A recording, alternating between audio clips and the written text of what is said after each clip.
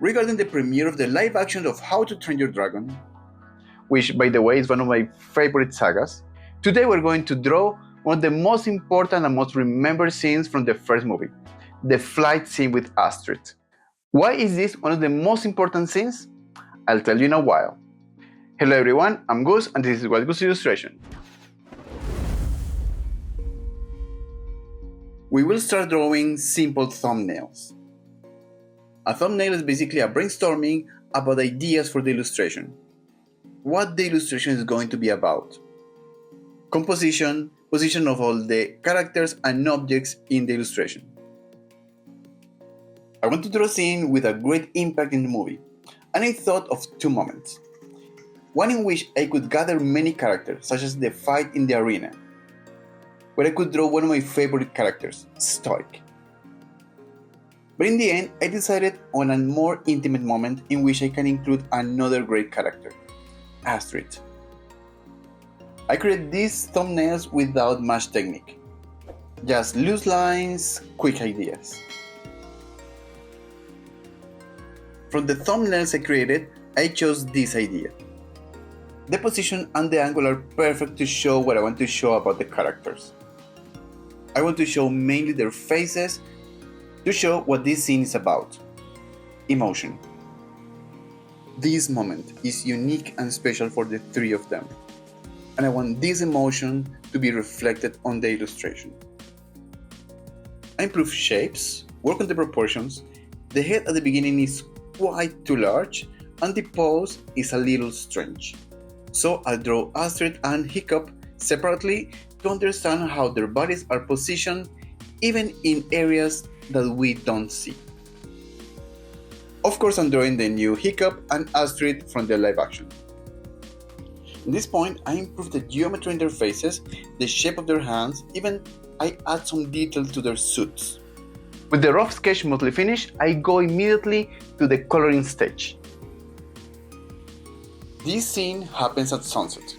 That's why it's the first thing I'm going to paint. I use bright colors to show the arrival of the night without using black. Of course, I use more orange colors. All of these colors will be reflected in a greater or lesser extent in the characters. Now we'll start with the initial coloring of the characters.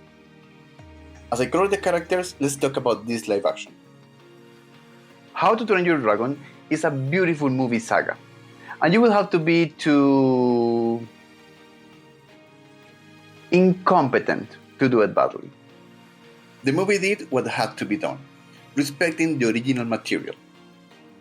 It maintained the essence of the original film, not wanting to generate controversy without changing too much at once. It basically answers one question. What would this movie look like if it were made with people? Although it is not made frame by frame like the previous one, it is very similar, which is a good thing because the original movie is very well done. The design of the characters, and especially that of the dragons, was very good, respecting the original designs, simply bringing them a little more to reality. Believe me, this could have gone really wrong. The filmmakers understood what a live action needs. Bring the original material a little more to reality, keeping what already worked and not wanting to make it too real. These new designs may have gone very wrong, too real and horrible, or too cartoonish. I'm glad I can clearly identify each character, their colors, shapes, everything was there. Of course, not everything was exactly the same. We had some minor and major changes in the characters, especially in the physical way. Also, we have some deleted and some extra scenes. Two scenes that I missed were the beach scene and the one in which Hiccup and Toothless get in the village to untie themselves. These scenes do not change or ruin the events or the end of the film, but they are scenes that reinforce the bond between Hiccup and Toothless. In addition, the beach scene makes sense and is crucial to defeat the Alpha, when Hiccup realizes that the dragons are not fireproof inside. Here, this just happens. If you didn't watch the original movie, you don't necessarily understand the importance of this movie. It was never mentioned before that this is a weak point. One of the extra scenes is the introduction of the new tribes, which is possibly there to explain the origin of Astrid. Why she's not a Nordic blonde girl. Or is this a way to try to do forced inclusion? What do you think? Let me know in the comments. Another extra scene is the one that shows Astrid hitting and breaking the teeth of the alpha to free her dragon. Possibly this scene is there to show us Astrid in real fight, which is something that didn't happen in the original movie. And why not? To show us that she's a badass. By the way, to color I use mostly the lasso tool and then I drag the color to fill in. After placing the base colors, I create a very general shading using a separate layer in multiply mode in clipping mask with a very low opacity. Let's go to shading and lights. The live action Toothless is basically the same as the one in the animated movie, only with some updates to make it look more natural. Although in fact the original design already worked very well in the real world. It maintains its playful, strong, and intelligent personality. A good mixture of a puppy and a cat. Skin is already very dark, so I'm mostly going to use lights to create textures. I use the ambience light to create a secondary light that helps me separate the head shapes from everything else. And that's for everything else. I use my flat brush, texturized flat solid, and my circles brush, spot flat, to show his scale texture. After this, over all this, I use my soft brush to better define some scales, some parts in his eyes, wings, and the inside of the mouth. For all human characters, the process is very similar. The image in general is very dark from the beginning, so I will mostly illuminate them, and this mostly on their faces, which are the focal point. The other parts that are more hidden from the light will receive some direct light, but mostly very dim reflected lights to define them just enough. Hiccup's character is very good. It is that necessary force of change that no one knows they need. Actually, the live action Hiccup and the original are very similar. I only had some doubts because of the age of the character, because here he looks quite older.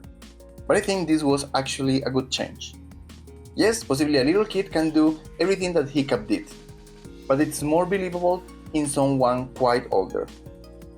I love the original Astrid, and I was afraid that they would turn her into a Mary Sue. That woman who can effortlessly do everything, and who despises all men. In fact, the character respects her essence. I didn't mind Astrid's physical change.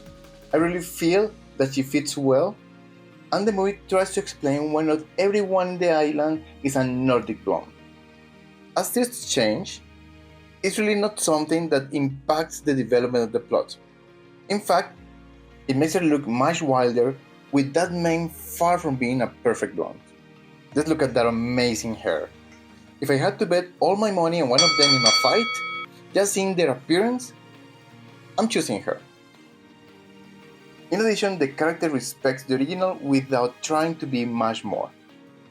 In the extra scene that shows us how Astrid saved her dragon, they show us how strong and agile she is. But still, she accepts Hiccup's help. Astrid had to be a fantastic warrior, and that she was. What can I say? Astrid and Stoic are my favorite characters of the saga. Of course, also Toothless. Despite the physical changes that many people didn't like, this Astrid makes sense for me. Astrid is what makes this scene move. She represents the tribe. She is the most Viking of the Vikings, and the change begins with her. Hiccup was already different, and Toothless helped him accept this difference. But Astrid understood everything at this exact point. She realized that everything they knew was wrong. If Hippo convinced her, he could convince everyone. That's why I think this is one of the most important scenes in the film, because it shows us the beginning of the change, that everything can improve for Vikings and dragons working together. Did you already watch the live action of How to Train Your Dragon? What is your opinion about it? Did you like it? You didn't? Do you like the scene that I drew? Which other scene of How to Train Your Dragon or any other saga would you like to see me drawing? Let me know in the comments. I feel this live action was a great tribute for the original saga. And I hope my illustration is a great tribute for the live action. If you like this video, I invite you to hit the like button, subscribe, but most importantly, share it with someone who can find this content useful. See you in the next video.